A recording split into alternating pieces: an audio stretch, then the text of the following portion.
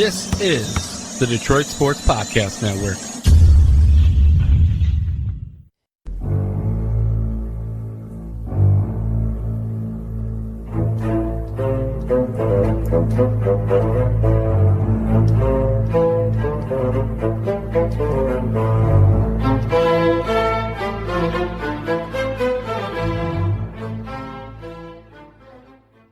And welcome to the latest edition of Sundays with Dominic and Vito. Once again, I am Vito Churko alongside, not Dominic Churko, but a guest of mine, and actually a guy that's already been on the podcast in the past, and that is Brendan Johnson of PalaceOfPistons.com. Brendan, how are you doing? Vito, I'm doing quite well. How about you? Happy New Year. Happy New Year to you as well. You know what? We're missing your brother. He is not here right now. We've had him before, so it's been Johnson squared, but it's one Johnson today. So Brendan Johnson riding solo with me. Hope you're all right with that. Oh, listen, it's okay. Trust me. Aaron's got that under the weather. I mean, it's been going around, just the congestion, the stomach ache. So hopefully he's not coming up with the stomach flu. But nonetheless, it's like, hey, stay away. Stay away. It's okay. It's all right. We'll let it slide. And you know what? Unless you're Michael Jordan. Well, then you played through it, right? He ain't Michael Jordan, though. He ain't Michael Jordan. That's been proven now. But anyways, Brendan, the Pistons, who aren't even anything close to Michael Jordan in those Bulls right now. But on this podcast, too, I don't want to just look at them currently and see how dysfunctional and inept they are. Right. But recap the decade. Okay, so a decade in review podcast, talking about the Pistons and the 2010s for the Detroit Pistons. So first, let's start with your best moment, and I'll give you the chance to give a few moments of yours that you believe are the best from this past decade for the Detroit Pistons. Well, let me preface this with, this past decade's probably the most depressing decade in franchise history. 0 playoff wins, 0 success, no titles, no competing for titles, no playoff series. So you got to understand, there's these exciting moments or these top moments maybe would be secondary in other decades or, beyond secondary. But, I could think of a few. I was there when they retired Ben Wallace's jersey. That was pretty cool. When they retired Chauncey Billups' jersey, that was pretty cool to see those guys back there. Has there been some exciting games? Yes. I would say the jersey retirements were probably the best too, just because it brings back just kind of that memory, that positive, like, we did win here. Something successful did happen in this city with this organization and its possibility. So those 2 jersey retirement nights were pretty special. And then, I won't lie, then the other one's probably that first night that Blake Griffin was a Piston. And he came out and he played and just balled out, and Detroit won 5 in a row when he got to town, and it was like, whoa, okay, the city has been revived. And obviously that kind of quieted down and fizzled out, if you will. But for that little stretch there, Detroit felt like, we were going to run the Eastern Conference. Things were going to be okay. We made the move of the decade, if you will. So I would say those are probably my top moments. And it's unfortunate that they, don't include playoff wins or playoff series wins, etc. But, when you look back at what was a depressing decade, you could still find some pretty positive moments within it. And then 2015, 2016, that season now, Pistons went 44-38. Stan Van Gundy, Jeff Bower led Pistons back then. So the Pistons looked like they might have been on the rise. Right. I remember writing an article back then about how these Pistons the following season would have even a better campaign, maybe win 45 games, do better than finish 8th in the East, and then It was depressing after that. They didn't hit rock bottom, but they went on a downturn, right? A downturn of events occurred, and the Pistons never have been as good since that season. And Stan Van Gundy's been ushered out since then, Jeff Bower, all these dudes. It's a different front office, a different roster for the most part now as well, Brendan, as you know. What's crazy about that is 44-38 is typically good enough to be a 6th seed, maybe even a 5th seed, more years than not in the Eastern Conference. But in that season, it was only good enough for the 8th seed. And it's kind of it just kind of summarizes the decade.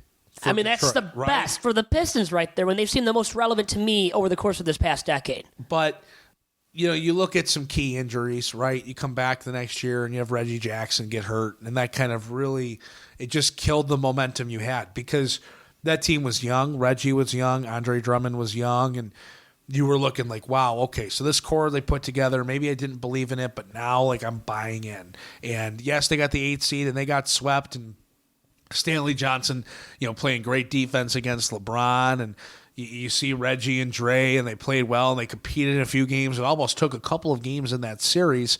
You're like, man, okay, there's something to work with here. Reggie goes out, he gets hurt, team falls apart, and now you got to make a decision to blow it up or do something to come back to relevance. And Detroit's really just never found their groove since. Yes, last year they made the playoffs, and Blake had a career year. You look back at last year and you went, is this the best we'll see Blake Griffin play?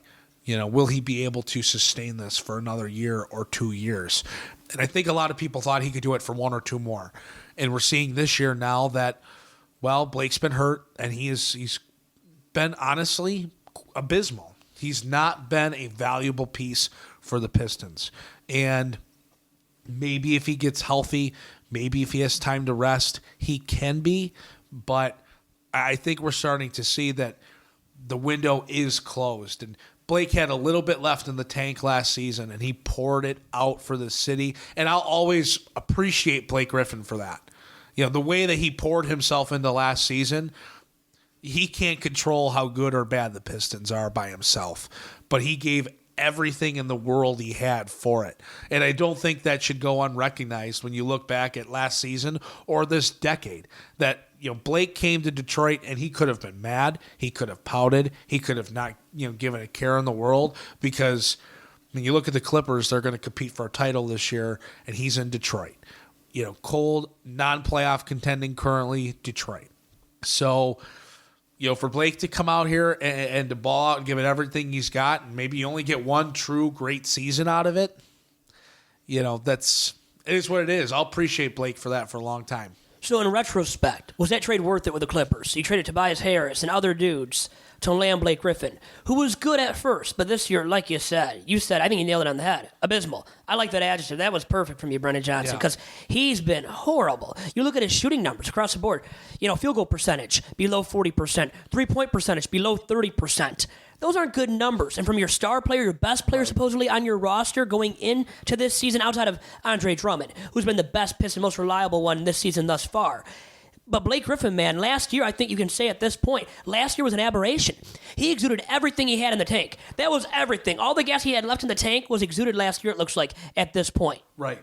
To go to your question of was it worth it, that's a tough question, because if you look at last year, you say, wow, you see what healthy Blake can do, add some pieces, and Detroit can make a little bit of a run in the Eastern Conference. Maybe not win it, but they could make a run. They could win a playoff series. They could compete in the playoff series.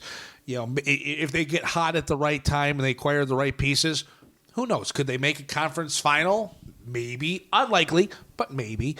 I guess when you look back at that trade and you acquire Blake, you traded Tobias and Boban, and some other non-essential pieces. I don't think Detroit was going to bring back Tobias on a long-term deal. So, I'm not mad at it. I'm at peace with them making that trade. I think at the time it happened, I was upset. Last year, while Blake was leading the Pistons to the playoffs, I was like, okay, maybe I can buy into this as, Detroit's not going to win an NBA championship. They weren't going to win it with just the Dre and Drummond, or the Dre and Reggie and Tobias core. Maybe Blake takes you up a notch. I'm okay with giving some revitalization to the organization. And then you see this year with Blake hurt and really his inability to help this team win. I still find myself at peace with it, because Detroit was in a bad spot regardless. And if you go out and you sign Tobias to a long-term deal, you're farther away now from maybe rebuilding. I don't know. I'm at peace with it. I'm not mad at it. How did you get to peace, by the way? What's that? With this trade. How did you get to peace with this trade? The fact that I think it has a lot to do with just Blake being, what he's been in terms of embracing the franchise and embracing the city and bringing some sort of hope back, even if it was just to a small number of people. But, going to that playoff game, I went to game 4 last year, and I'm sitting right behind kind of the press row. It's on the corner, some of the radio guys and whatnot. But we're sitting there, and I'm just looking around this arena, and the place is packed. That place is loud. In a Game 4 where the Pistons are about to get swept by the Bucks, and then Blake starts his chant with the refs, and the crowd gets into it, And it's just like that moment right there. I mean, actually, that should be in my top moments. It should be because you were there to witness it. To see, I'll say Blake, this much, and I'm sitting at that. I mean, behind that or right in from the corner of that right basket. There. You saw everything. I'm looking on a diagonal straight at Blake, going, "Refs, you suck. Refs, you suck," with the crowd, and it was just such a moment to see that connection with the crowd and Blake, and just that Detroit, we get the short end of the stick. Like we don't get that call. We don't get that luck. We don't get that extra whatever, that others maybe do get. And we feel like we get robbed a little. And for Blake to come in and just start that, join in that refs you suck chant, and to see it, not only see it on the screen, but to physically see it. I guess that just brought me to Blake's bought into being a Piston. He's helped them get to the playoffs. I don't think Detroit would have achieved any greater success without this trade happening. And I mean, he made Dre a better player. Andre Drummond was a good player last year. Andre Drummond, if he came back this year and was doing the same thing, would be receiving a long-term extension from the Pistons. He still may anyways. But the level that Dre played at, coinciding with Blake Griffin, I think is a true testament to Blake and drawing that out of him. It's just unfortunate for Detroit this year because if Blake was healthy, looking at what they're trying to do, again, they're not going to win the finals. They're not better than the Bucks or the Sixers or the Celtics. So at best, they're the fourth best team in the East. How about the Heat? And then you still got to talk about Miami. Right? But I think a healthy Blake and the way they played last year would compete with Miami. I really do. With the way Luke Kennard's kind of come about, with sliding Bruce Brown to that starting point guard spot. If Reggie was healthy, maybe things would be different there. But I guess just seeing that moment of Blake really coming to full, just uniting with the fan base in the playoffs last year, and knowing that he was hurt and he came back and again poured everything he had into those two playoff games, there's just an appreciation for it. And that's why I'm at peace. And that has to be a top 10 moment of the past decade, easily, like you said. Playing hobbled, coming back, Detroit strong. That's honestly, and I don't know why they kind of slipped my mind when you asked me that question, but that honestly probably is number one for me. Just because, again, it was so neat. It was so cool. It was just so real. It wasn't fake. It wasn't, for TV. It was just real. And that's what was special about it. You could feel it. You could sense it. And the fans embraced Blake Griffin and the Pistons at that point, even though they were being annihilated, honestly, and swept off the floor, right? And swept in that series by a much better team in the Milwaukee Bucks. Don't forget, though, at that point, the Pistons were playing a competitive Game 4, and some would say, with some calls that were going in favor of Giannis and the Bucks, that it started to slip away, and then the Bucks went on their inevitable run, and they won the game handily because they were the better team, no doubt. But at the moment of that happening, you felt like, you as a fan, hardcore fan, felt like, man, these Pistons have a chance to win this game, actually, right? Because the game was competitive at that point, like you said. The game was competitive. And there was something just about Blake coming back and, playing at home, injured, that was like, man, maybe Detroit will steal a game in this series. And that would be exciting. That would allow you to think, okay, now we could take another step forward, hopefully win a series. But I don't know. It was cool. It was a real moment. It wasn't fake. It wasn't acted out. It wasn't scripted. It was just real. So, I'll forever love Blake for it. I'm at a point now where I hope the Pistons can find a new home for Blake because it's just not going to work long term here. and it would be better for both sides to move on. Where that is, I don't know. Maybe it's Portland. It's worked out for Carmelo. It has so far. Surprisingly, too, I think. But did you see Melo drop 26 in his return to Madison Square Garden? His team lost by 30? You know what? It was similar to when he was with the Knicks, when they would lose by a lot of points, outside of 1 or 2 good years, right? So, with the Knickerbockers. But when you have Dame Lillard just have maybe one of his worst nights of the decade, it's a new decade. So maybe that will go. There's a chance that goes down as one of his worst nights of the decade. Even though, just to start off the decade, it occurred. Even though we're like Damian Lillard is so we're literally good. the first day in, at the time, but whatever. No, it's just, I hope Blake finds a new home because I don't think it's long-term here in Detroit. I think it's time for Detroit to move on because you're seeing now that maybe he doesn't have it all in the tank. It's just, I don't know if you'll be able to move him. Well, I don't know if you'll be able to move him. Here's this now. I mean, what do you get for him? But really quick, before we even get into that. Now, you brought up your top moments, and you brought up the jersey retirements. Yep. And then we have the Blake Griffin, hobbled performance, comes back, plays in Game 4, but inevitably, the Pistons lose the game, lose the series. Right. Those are two of the top moments, some of the top moments from the past decade for the Pistons. How sad is it that that's it? That's all you have. Like, the Pistons almost winning a game was a top moment, right? From this past decade. And I know there's more. There's another layer to it, like you said, as well. The top moment of that, though, is the Blake chanting, "Refs, you suck," with the fans. That game, it was a cool atmosphere. Like, I want to make sure it's spun the right way because the moment with Blake and the way the crowd was into it, that's the top moment. Right? Yeah. That atmosphere, the fans, getting into it. That's a good word. I was trying to, I couldn't find the right word. Well, I try to sound smart sometimes and, come up with these words. You do most of the time. You do most of the time. Give yourself enough credit there. I appreciate that. It was just, that moment showed that the city will get behind a successful team. You had not seen that maybe at all in the previous decade, except in some spurts.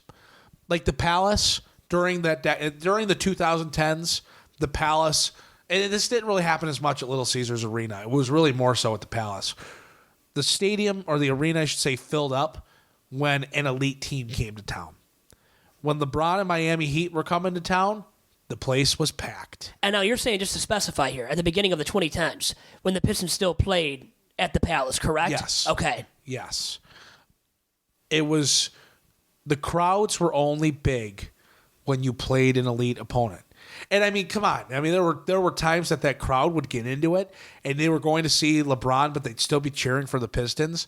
The place was packed and a garbage Pistons team would go out and beat Miami. And I mean, I'm trying to remember. I don't remember exactly what year it was, but I mean, Austin Day was still on the team, and I remember him just hitting 3 after 3. And the Pistons went out and they stunned Miami at home. And then the players were just like, "Man, if you just brought this energy, get behind us. Like maybe we won't win like this every night, but we could be a competitive team. We need this energy." But people don't want to go support and spend their money on a team that's going to consistently lose, and they had not proven that they could do that. Without that kind of backing, and there was just never a mutual pairing there. Oh, the next time you bring in an elite team, maybe we'll be back,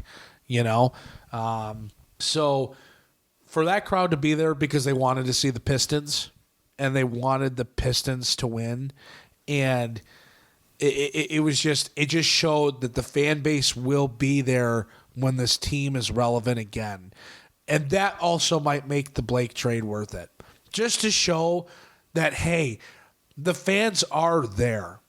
Even though people talk about nobody cares about the Pistons, the NBA is the most popular professional league in the country, and really maybe across the globe. So people will go out and support a good product. Last year was maybe a slightly above average product, if that, and the place was packed. Think about if you put a good product out there. So it just kind of showed that, hey, it's not dead. The fandom isn't dead. You just need to give them a reason to be fans. Well, okay, so you kind of just answered my question, but at the same time, when the product is stinky, as it has been this year, and for a lot of this decade, sure, how do you get the fans showing up consistently at LCA? Which you got to admit, It's empty. A lot of nights when the Pistons are playing, and the Red Wings. Red Wings aren't good either, so you don't got really anybody, any kind of fans showing up at that arena for the Red Wings or the Pistons. But obviously, talking about the Pistons here specifically now, Brendan. Yep. How do we get the fans back in there and loud and proud about the Pistons right now as they, go through what could be a rebuilding process too? I feel like the Pistons need to. Part of it is you're not going to have a big name in there in the next year or two. The Pistons need to look at they have Luke Kennard and Sekou Doumbouya as two cornerstone young pieces for the future of the team.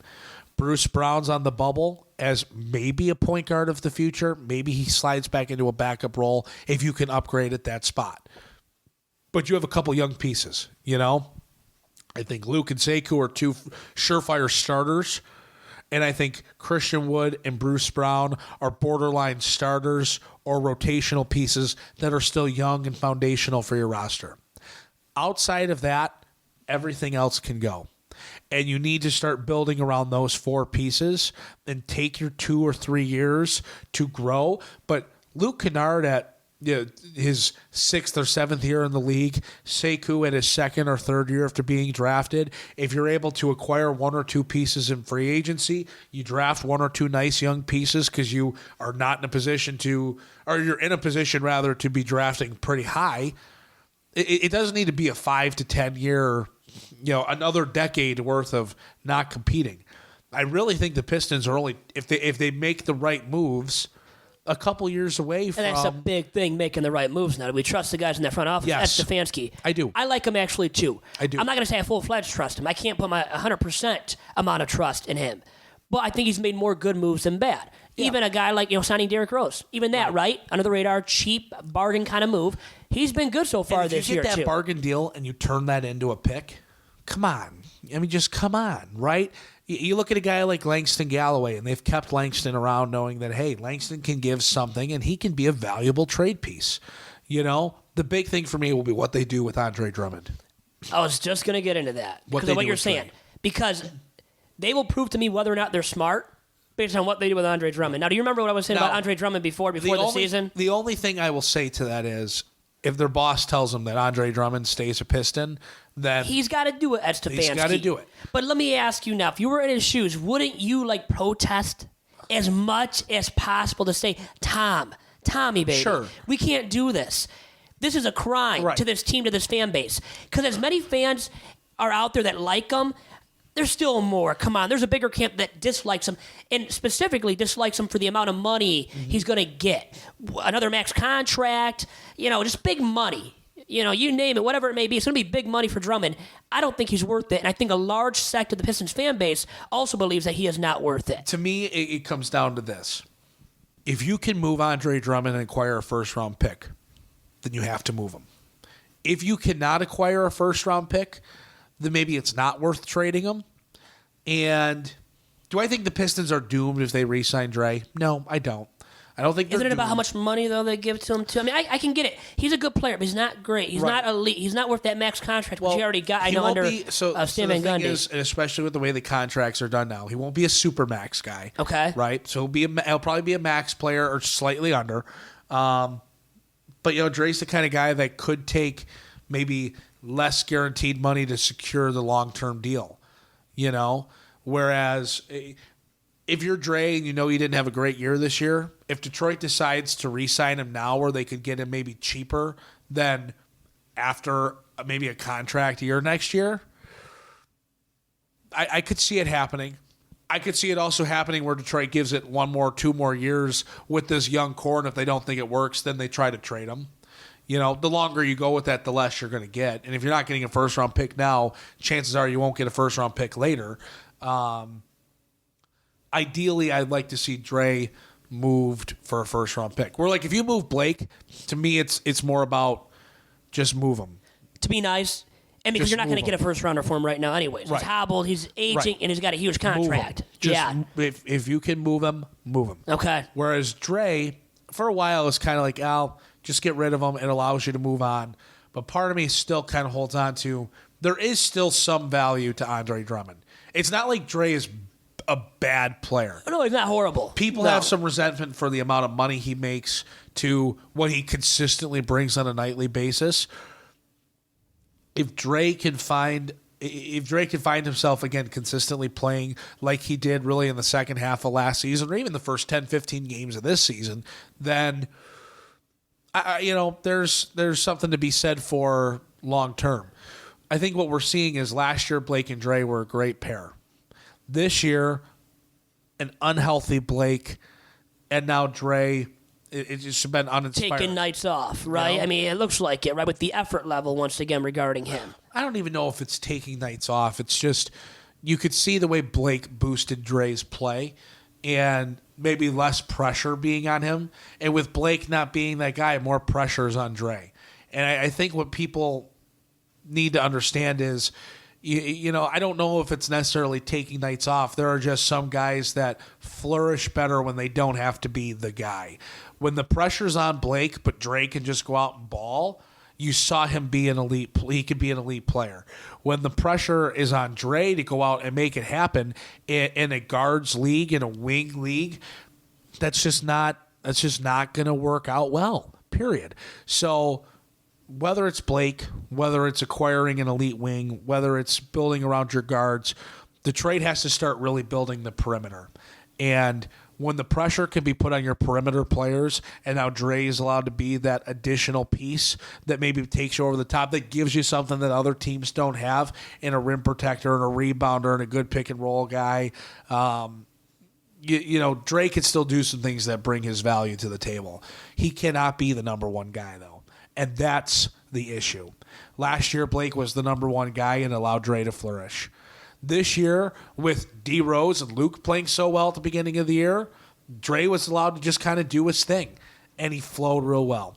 But with Rose then starting to get hurt and Blake not being Blake, when he finally came back 10 or 11 games in, the pressure kind of slid to Dre, and that's just not where he flourishes, period. And again, I don't think it's a matter of taking nights off. It's just a matter of some guys play better when the pressure is off of them. He's not a pressure guy, and that's okay. But if you're not going to sign a guy to pair him with, and that doesn't have to be a 4, but if you're not going to sign a guy to pair him with that takes the pressure off of him, it's not worth re-signing Dre. But if you're going to, and you're going to bring in a guy that will be the number one focal point, maybe it is worth re-signing him and seeing what that combination or maybe even an eventual trio could do. Two things then. What can the Pistons get for him? You brought up the first-round value, but we already said he's not a first option. He's not a second option. He can't dribble the ball in a guard-driven league. He can't shoot the three-point shot, which a lot of big men now can do. Not a lot and he can't. Not a lot of fives can dribble the ball. I mean, there's maybe a couple, but not a lot of fives. Blake's an exception. Let's say Blake's an exception. He's a 4 or 5, right? Can dribble the ball. Like, he's really good, right? With his handles. But Blake's more of a point forward. I think people see Blake as a perimeter forward, stretch the floor. Dre's not that. Yeah, two different players. Dre's not Joel Embiid or Karl Anthony Towns or Anthony Davis. So he's not one of them. I mean, I guess you already told me what he is. He's a third option at best. Can we say that? And then what does that mean for his value from other teams when they're looking at him and looking to trade for him? Because I don't think you're going to get a first rounder for a third option on a team that can't be that guy that can stretch it from deep. Oh, I think he can be a second option. I think he can be? Yeah, I think he showed that last year. To me, it's not about labeling as an option. Okay, right? Because it's not. Andre Drummond's not an offensive focal point player. Andre Drummond is a clean up the mess, or when you're going Blake, or you're looking for your perimeters, your guards to hit threes and stretch the floor or whatever, when all of a sudden you can sneak a play in where you find Dre in the post, when you can run the lob, when you run the pick and roll, when that's like just the added wrinkle, when that is the under the radar piece, the dude could be special. And when he's not necessarily an option and he's allowed to really just float around the rim and make plays cleaning up the mess, then he doesn't have to be labeled an option to be a valuable piece on the offensive end. I think when you start labeling Andre Drummond option, his value goes down. Rather, when you let him be the roam guy in the paint in front of the rim, clean up the mess, his value goes up. And I think that's maybe a misconception with Dre. I don't want to label him a first, a second, a third option. I want to label him as, hey, we have one or two guys that can make plays consistently, can get us a bucket. You don't have to be our get us a bucket playmaker, but you just need to be the guy that cleans up the mess. And you don't have to be our offensive focal point, but by cleaning it up and allowing to free roam, you should still come up with 18 to 20 a night. Period. That's Dre. Do I think you could trade with a team like Charlotte and possibly get back? You're going to have to take on a bad contract, like a Nick Batum, right? I think Batum has 2 years left and a lot of money guaranteed to him. You're not going to get out of necessarily paying that money. But if you trade Dre and you bring in a first-round pick and a guy like Nick Batum, you deal with that bad contract because you don't see Batum as a long-term option for Detroit. Whereas Dre, like, you can't slide Dre to the bench or whatever. Like, if you commit to Andre Drummond, Andre is one of your pieces.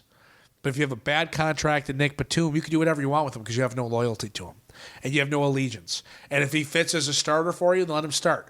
If he fits as let him slide out, let him be a second unit guy. Doesn't matter. It doesn't matter. Where Drummond has to be a starter, if Nick right? Batum hates the Detroit Pistons in 2 years. Adios. Who cares? Yeah. See you later. You know, it doesn't matter. Whereas Dre, you've built him as part of a focal point of your franchise, and there's that sector of fans that love and support Dre. You're not going to do that to him. So, you know, I guess there's just a lot of different factors. So really, it's not labeling him as a second or third offensive option. Right. It's about what can he do best, and it's knowing what he can do best. Which, like you said, really, it's grabbing boards. It's being a rim protector. Now, I don't know how great of a rim protector he's been this season, Brendan, but he can bring more with rebounding, right, with the defensive side of the ball, more than he can offensively, and especially when you make him a focal point of the offense. You don't want to do that with Dre, but he's definitely a starter in this league. And the thing is, I think, too, with them, you know, you trade him to another team, you can't bench him because of his mentality and his ego. He's not going to want to get benched, especially when he's making all that money as well. Right. Yeah, it's just, you can't do it. Wherever Dre goes, Dre's a starter in this league right now. And I mean, he should be a starter in this league. He's a starter at the very least. Now, we don't know like what kind of option, I don't want to label him as that, like what he can do offensively, but he's a starting five. Right. He's a big man that can do something and bring something to the table for you positively. That's the thing. You know, like, he's an interesting label, if you will, because, yeah, he's not an offensive focal point. Joel Embiid, he's an offensive focal point. Anthony Davis, he's an offensive focal point. Karl Anthony Towns, whatever. He's not. But Dre may be the best of any of them at cleaning up the glass and just making plays when he's allowed to free roam in the post. Period. He may be the best at that in the league. And that's underrated a little bit. So, yeah, it just... I guess to kind of go back to the original thought of what Detroit should do with Dre, it's a matter of what are you going to do long-term with your franchise. Signing Dre, re-signing Dre, making Sekou your long-term four-man, and keeping Luke as your long-term two, and then finding a better point guard and three-man. Okay, depending where you go in that direction, you know, I could see Detroit, you know, doing that. If you're able to get a first-round pick for Andre Drummond, though, gotta do it, right? I really feel like you have to do it. I agree. It's how many teams can you get the first-round pick for Dre from? A limited amount of teams, it's going to be select. Yeah, that's a big question here. It's going to be select because Dre doesn't fit everywhere. You know? He just won't fit in some systems, in some style of play. Like, some teams won't want to bring that on because they don't need to, or they don't want to, or they don't see the value. Select teams will take that on. I think Charlotte's one of them. You know, I guess I'd have to think more of who else would be interested in doing that. I think a team like Chicago might consider it. You know, I don't know if they would actually make the move just because they've got a young core and they're not trying to give away picks and whatever. I think they're one or two picks away from maybe taking another step as a franchise. Does a team like Cleveland do it just to have something to build around? Maybe, but again, they're so far away, it doesn't really make sense for them. The teams that are going to take Dre on are the ones that think that maybe if they get Dre and they're able to acquire another piece through a trade or through free agency, they can compete. Like Charlotte's in that spot where they think they can compete if they get that missing piece. You know, they've got a nice young core. They've got some pieces there. You bring in a guy like Andre Drummond, it raises your level of play. Maybe you go out and you win some ball games. That's why it's going to be slim picking for Dre, because there's teams at the top that are like, I don't know if we need to do that. That changes a lot of what we do offensively. There's teams at the bottom like, yeah, I don't know if it's worth it for us because I'm not giving away picks. So it's those teams in the middle ground that are going to be the ones that become players. And obviously there's only a few teams in that spot. So that's why it's going to be very interesting to see what Detroit can pull off. Slim pickings for those teams that will give up a first rounder. Yeah. And really some good draft capital in return for Andre Drummond. Right. So we'll see what happens with him. And you brought up the re-signing aspect of it where it could happen, right? But for me, it's based on the money. How much are you going to give to him if you resign him? And then, because you brought up the aspect of, well, you resign him and then you still can sign other pieces, right, to build around Drummond and help out this team to become a contender in the long-term future. Mm-hmm. But, based on the money, well, that kind of dictates how much you have left to allocate towards other resources, right, that you can utilize then to build a contender moving forward. That's what I'm worried about. Once again, it's a big-time money you have to potentially, more than likely, have to devote to Dre over the long term to re-sign him here in Motown, because then, subsequently, it limits what you can add around him to really make this team into a contender long term. To me, the biggest hope I have is that Detroit continues to lose this season with whatever they put on the floor, because the draft is not necessarily considered a very deep draft. So you want to put your draft position as high as you can. And the value of trading Dre and getting a first-round pick, even if it's a mid-round pick, Charlotte could be anywhere from maybe an 11 to 15 first-round pick. If you go out and you make that trade, let's say you're looking at pick 7 and pick 14 or 13, maybe the team at 5 is willing to trade down, and there's a guy there, and Palace of Pistons has a guy in mind that we have that we really want. I'm not going to spoil that. I want to say, can you unveil it here right now on Sundays with Dominic and Vito? He's if you look at mock drafts, he is definitely present. And it varies. I've seen him as high as 3 or 4. I've seen him as low as 12 or 13 on mock draft projections. So he's kind of got it's really a feel thing. But maybe that's my little tease for Palace of Pistons. Something to check out, maybe at palaceofpistons.com. In time, and I've got to give my guy Ryan Pay the credit. He was really the first one that brought this name to the table to Aaron and I, and goes, guys, this is who we want. And after just doing some further investigation into it, and when you watch some film and you watch this player play, I think it'd be a really nice fit. So, to me, it's position yourself best to go out and get this specific guy to be named later, and build around Sekou, Luke, this guy, and then obviously, you build from there. Christian Wood's a fine short-term starting 5, maybe even a long-term starting 5. If he can learn how to defend on the perimeter. He's shown he can be a threat on the offensive end. He can rebound. He can block shots. He can do some things. So Detroit's got some pieces. That's the biggest difference between Detroit now and when they started this rebuild, maybe even 10 years ago. They had to start from scratch.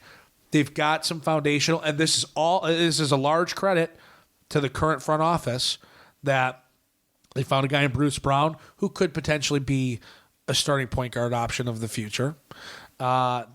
They found Christian Wood, and it brought him in as a guy that maybe can be a piece for them going forward. And then depending what you're able to get for a guy like Derrick Rose, you sign a bargain deal and go out, and if you get something positive in return, even if it includes a second-round pick, that's a win. Jordan Bone also looks like he could be a real nice backup point guard option for Detroit going forward, playing in the G League right now. Another credit to the front office. So I do trust them. I think that good things can happen, and it's just kind of a waiting game now as to see what they do. You know what? With Christian Wood, that's some good wood right there. Okay, let me tell you, that's some good wood. But I wanted to bring him up honestly. That could be a valuable asset for the long term. Absolutely. And now, depending on what you do with Drummond, now here's the thing. I don't know. Could they slot him into into the 5 as well? 4-5 guy. Is he versatile enough Christian Wood to play both the 4 and 5? Yeah, absolutely. Where if you trade, Griffin, you got him at the 4, Drummond at the 5. Would that work long term or no? Because of just what they both bring to the table. Is it too similar? Christian Wood and Drummond to make that work, you think, at the 4 and 5? I think Sekou is your long-term 4. Okay. That's his best position, you think, long-term? He's a 3 or a 4. I'll say he can play on the perimeter a little bit, the 3. At the end of the day, the 4 is turning into a perimeter forward in the NBA. It's a hybrid kind of position, right? So to have a guy like Sekou who is athletic and can drive and attack the rim, he continues to hopefully improve his jump shot, I mean, you got to remember what Sekou, he's so young that he's going to have some time to develop. And I mean, Sekou would be going into the beginning of this year would be the youngest freshman in the NCAA if he was playing this year. But he's already in the Pistons G League. He's already played a year. He didn't play a ton in summer league, but just been through that process, and seen it. And he's around professionals, guys that have played 2, 3, 4 years at the college level. You have to think that's going to help him grow and mature. And in time, I really have high hopes for that pick. Really have high hopes. So I like Sekou as a long-term 4. If you sign Dre, Christian Wood's a fine rotational post player. He's a fine backup 5. He'll continue to hopefully develop on his defensive abilities. He could score on the offensive end. He's got to get a little stronger, which he'll continue to do. He's a young player in the league. He'll continue to grow and get stronger and physically mature. But he could be an exciting piece. And I'll be honest, I really don't mind the idea of a Sekou Drummond 4-5 combination either. I really don't. Makes you more exciting about keeping Drummond. Yes. If Sekou can slide into that 4 spot and be a productive 4, because right? Long term. You have a knockdown shooter in Luke as your shooting guard, right? You have that piece there. It's a matter of what you do at the point guard and the other forward position going forward. Every team that's successful in the NBA has an elite wing. Luke Kennard's good. But he's not elite. He needs who's his guy, right? Who is that other wing, or who is that elite point guard? You have to have one or the other, if not both. You have to have one or the other. So, to me, I'd rather have another elite wing and deal with and have a facilitating point guard.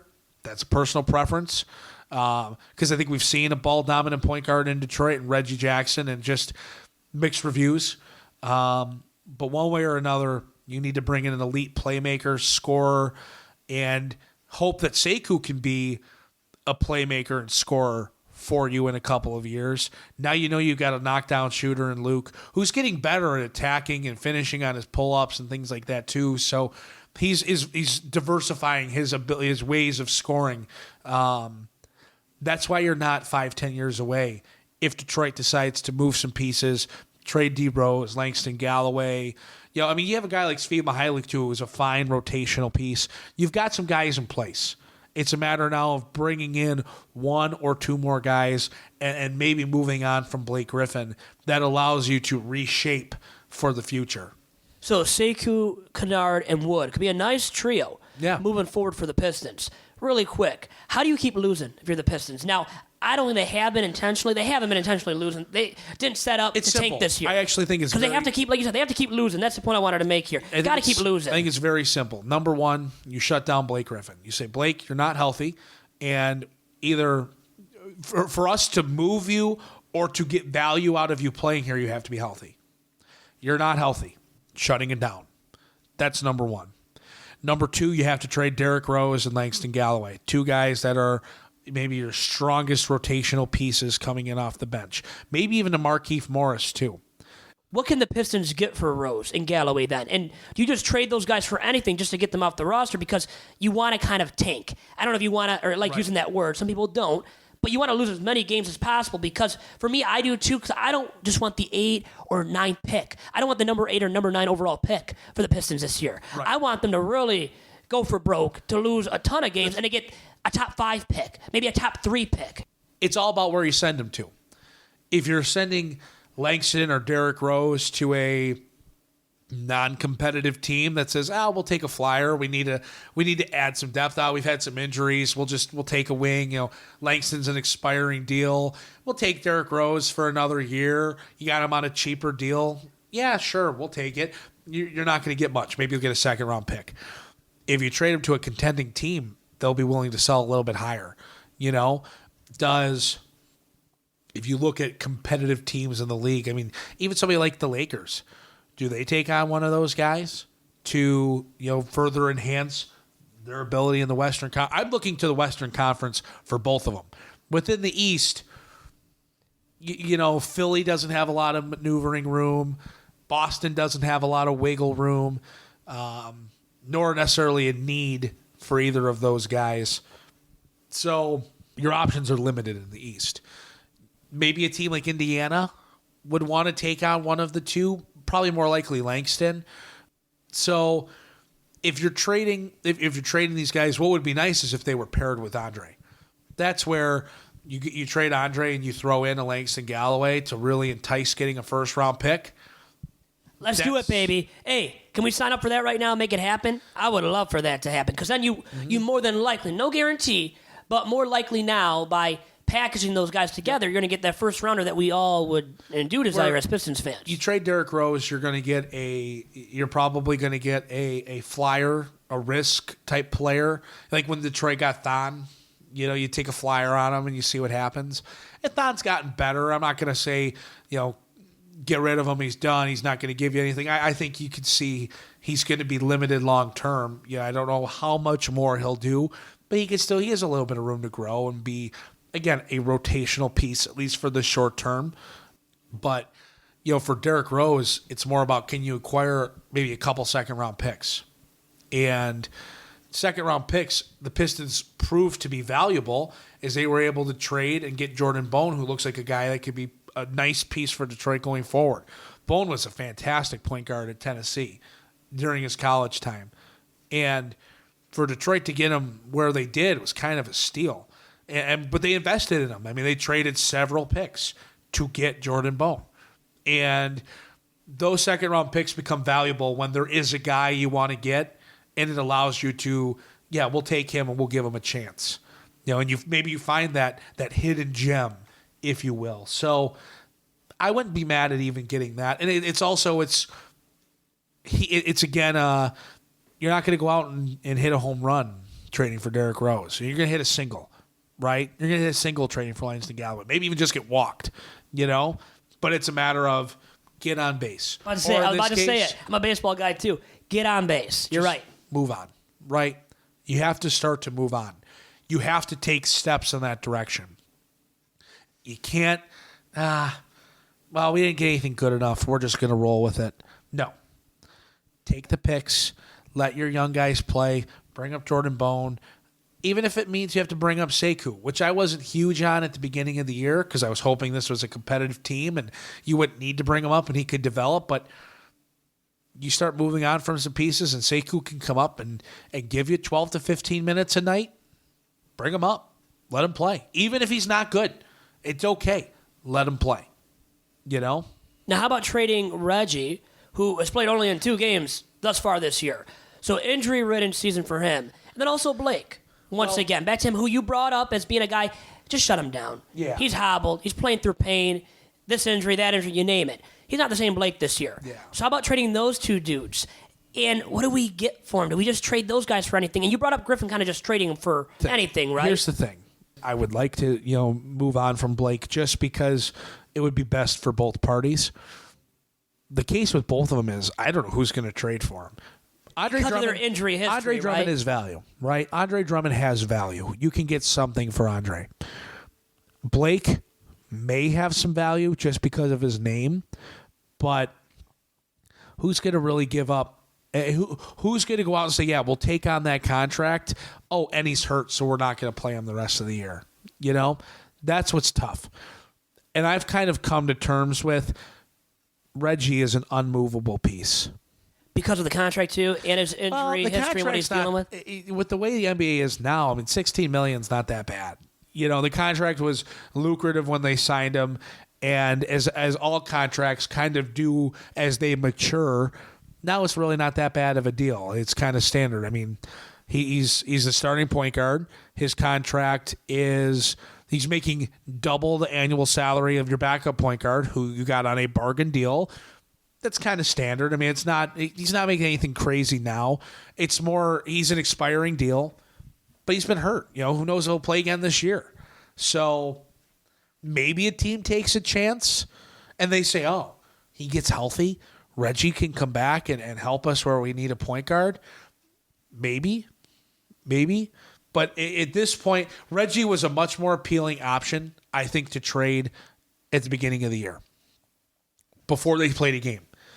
I really wanted them to work out a deal with Washington. You get 1 year of Reggie, let him come be your starter, and incorporate a deal to get Bradley Beal to Detroit.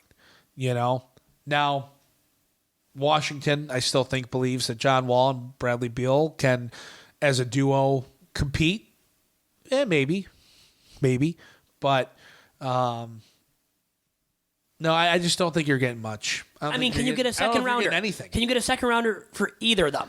I don't know. Depends on the team and the fit, almost, right? Right. And it just takes that one owner, that one GM, that one team to say, hey, he's a fit, Griffin's a fit, or Jackson's a fit. And I think Griffin, I just think, I have a slight feeling that Griffin, with that name, like you said, and last year, if they perceive him to be healthy at all, have their trainers really check him out, other people really check him out, and what he's been dealing with, and perceive him to be healthy once again at all, giving up a second rounder for him, to have him come off your bench, let's say Blake's willing to do that.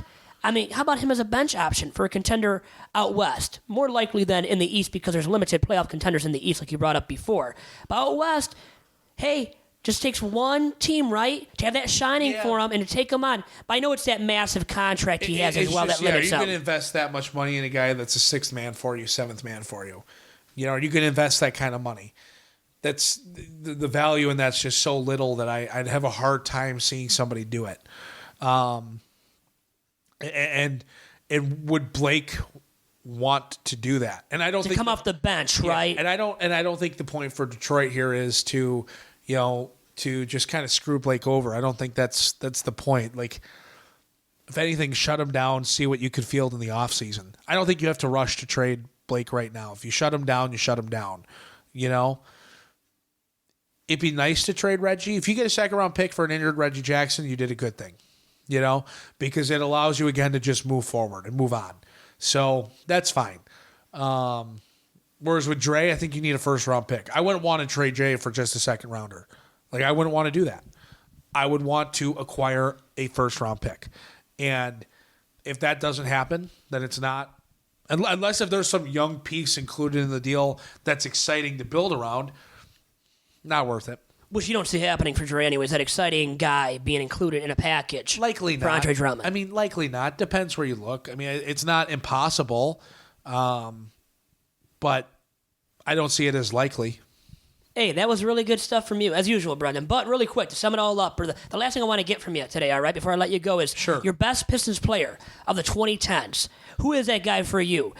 And I know there might be some recency bias, and really because their success this decade, a lot of it's come in the latter half of the 2010s. So, anyways, to cut it short now, who is that player for you? That's a tough question. And I know it is. You're on the hot seat to end this week's edition of Sundays with Dominic and Vito. That's a tough question. You look back at the rosters that the Pistons have put together, and really just the lack of talent that has been on those rosters as displayed by their win percentage overall. It's. I want to say. You want to say Blake just because I knew you would. I would have put money on it. You would have said Blake. I think because of the moments he's provided, even in a limited period of time, and because he was an all-star last year. Right. So I get you with that. I think you have to say Blake. But there's a but coming. I know too. I think if Reggie had stayed healthy through this time, you might have been able to say Reggie Jackson. Which is crazy for me to say because I've never really been a huge Reggie Jackson guy. Me neither. Sorry, Reggie. Healthy, I think that you could say Reggie Jackson. Dre, come on, man. I thought Dre would be number 2 at least behind Blake. No, You're taking Reggie. I'm surprised you're taking Reggie ahead of Dre, and I'm not even a Drummond guy myself. Until last year, Drummond never proved that he could be. He was that guy. But slim pickings over the course of this last decade, once again, with, like you said, their win percentage, and it equates to the lack of talent. Yeah. It's all about that, predicated upon that. Period. And you try to think of other pieces maybe they had for the short term. You had Tracy McGrady here in the T-Mac, baby. I'm a big T-Mac guy. I think I knew that about you. I'm a big T-Mac guy. So, I mean, you have to say Blake.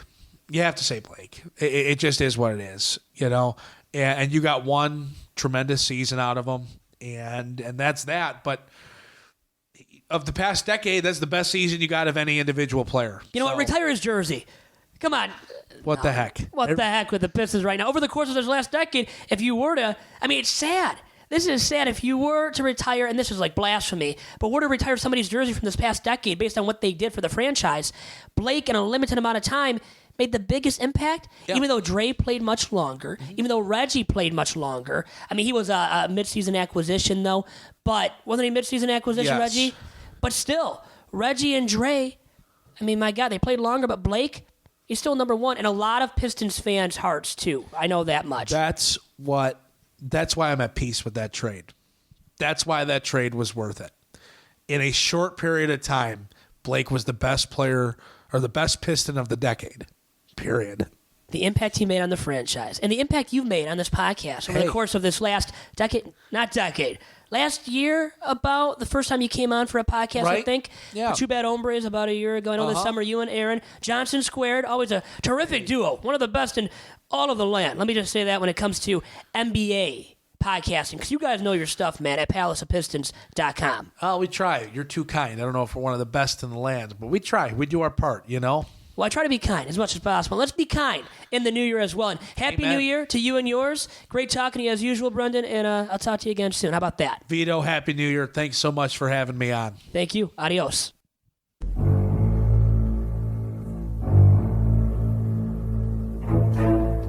Thank you.